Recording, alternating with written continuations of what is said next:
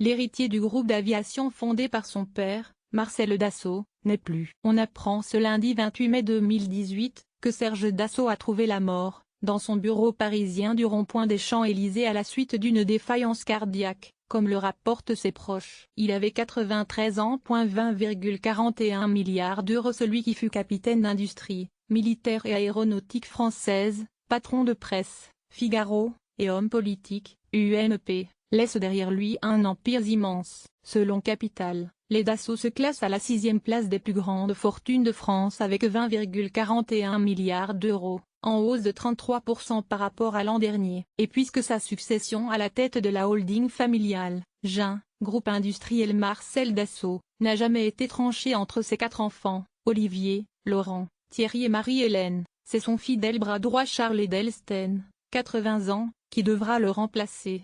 Dès l'annonce de son décès, les hommages se sont multipliés dans la classe politique. Emmanuel Macron a assuré: la France perd un homme qui a consacré sa vie à développer un fleuron de l'industrie. Nicolas Sarkozy a lui aussi écrit: la France perd un très grand industriel, le monde de l'aviation, un pionnier, l'opinion publique, un grand patron de presse, et moi, plus simplement, un ami. François Hollande, quant à lui, a salué dans les colonnes du Figaro: si on veut garder une image de Serge Dassault, c'est celle de l'abnégation et de la force de conviction, confie François Hollande au Figaro. Il a été capable de donner à l'industrie française une place éminente.